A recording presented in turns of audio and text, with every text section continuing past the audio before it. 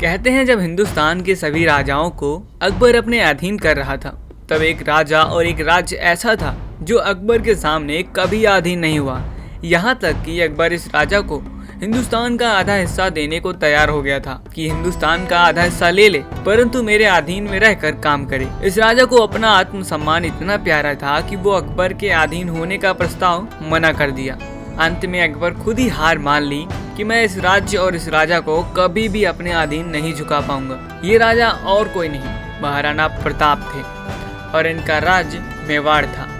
दोस्तों, महाराणा प्रताप के पिता राजा उदयभान सिंह थे। इनकी 20 पत्नियां थी और इन्हीं 20 पत्नियों से कुल 33 बच्चे थे और इन्हीं 33 बच्चों में से एक बच्चा था महाराणा प्रताप, जिनका जन्म 9 मई 1540 में राजस्थान में हुआ था। महाराणा प्रताप जब छोटे थे तभी से उनके अंदर ऐसे गुण थे जो कि एक महान राजा के अंदर हुआ करते थे। इस बात से सबको यही लगता था कि महाराणा प्रताप आगे चलकर मेवाड़ के राजा बनेंगे। परंतु जब महाराणा प्रताप बड़े हुए तब उनके पिता राजा उदयभान सिंह ने अपनी प्रिय पत्नी धीरबाई पटियानी के बातों में आकर अपने छोटे बेटे महाराणा जगमाल सिंह को राजा घोषित कर दिया।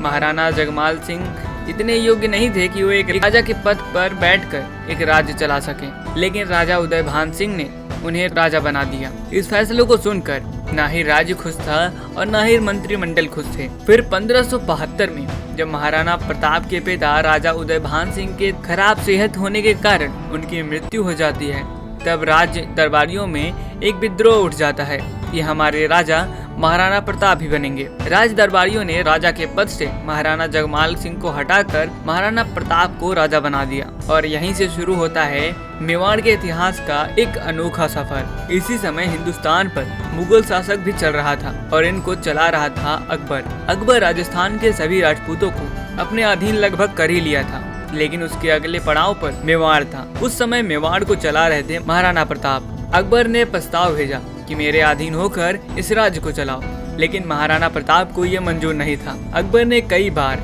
हिंदू और मुगल राजाओं को भेजकर महाराणा प्रताप को समझाने की कोशिश की कि वो अकबर के अधीन हो जाएं, लेकिन महाराणा प्रताप कहाँ झुकने वाले थे। अकबर महाराणा प्रताप से परेशान होने लगा क्योंकि अकबर का ज्यादातर व्यापार मेवाड़ के रास्ते से होकर जाता था। अकबर मेवाड़ हासिल करने के लिए कुछ भी कर सकता था। वह कई हिंदू और मुगल राजाओं को युद्ध के लिए भेजता था, लेकिन महाराणा प्रताप की बुद्धि और कौशल के चलते वो आसानी से हरा देते थे।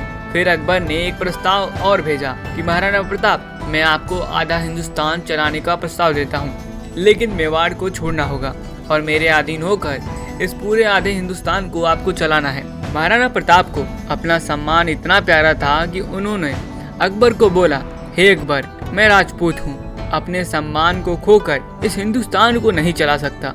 अकबर क्रोधित हो गया और अपने 80,000 सैनिकों के साथ महाराणा प्रताप को हराने के लिए भेज देता है। मेवाड़ एक छोटा राज्य था, जिसके कारण महाराणा प्रताप के पास केवल 20,000 सैनिक थे, लेकिन इस युद्ध में महाराणा प्रताप की सेना ने अकबर की सेना का वो हाल किया जो अकबर ने सोचा भी नहीं था। दरअसल इस युद्ध को हल्दी घाटी के मैदान में लड़ा गया था। ये एक ऐसा मैदान था जहां अरावली के पहाड़ियों से घिरा हुआ था। उस समय महाराणा प्रताप छापामार युद्ध को जानते थे और इसी छापामार युद्ध का प्रयोग करते हुए अकबर की सेना के सामने कम होने के बावजूद भी वो इस युद्ध को शाम तक लड़ते रह गए। इसी बीच महाराणा प्रताप अपने घोड़े चेतक को लेकर इस युद्ध में तांडव मचा रहे थे। तभी महाराणा प्रताप देखते हैं कि अकबर की सेनापति बहलोल खान उनकी सेना को नष्ट करता हुआ आगे बढ़ रहा था। महाराणा प्रताप और उनके घोड़े चेतक दोनों ही बहलोल खान को मारने चल पड़ते हैं। महाराणा प्रताप बहलोल खान को और उसके घोड़े को एक ही तलवार की वार से बीच से अलग कर देते हैं। इससे आप यह अंदाजा लगा सकते हो कि महाराणा प्रताप कितने ताकतवर थे।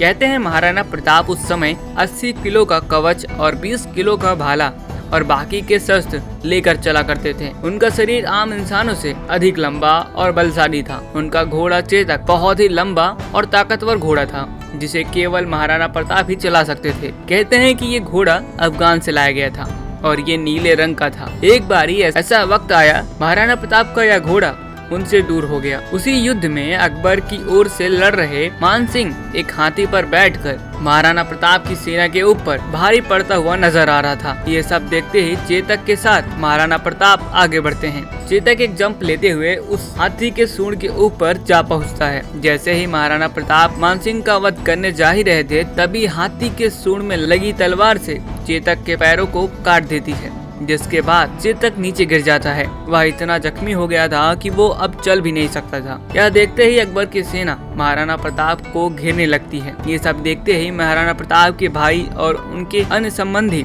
महाराणा प्रताप को युद्ध से निकल जाने का प्रस्ताव देते हैं, लेकिन महाराणा प्रताप नहीं जाने का जिद ठान लेते हैं। लेकिन कुछ देर समझाने के बाद महाराणा प्रताप मान जाते हैं और चेतक को लेकर इस युद्ध से निकल जाते हैं। ये सब देखते ही मान सिंह और अकबर के सैनिक उनके पीछे बढ़ जाते हैं। कुछ दूर जाने के बाद एक खाई आ जाती है। चेतक महाराणा प्रताप के मना करने के बाद भी वो महाराणा प्रताप को लेकर उस खाई को एक ही जंप में पार कर जाता है और महाराणा प्रताप की जान बचाते हुए उसको बहुत ज्यादा चोट आ जाती है, जिसकी वजह से वह अपने प्राण तो त्याग देता है, लेकिन महाराणा प्रताप का प्राण बचा लेता है।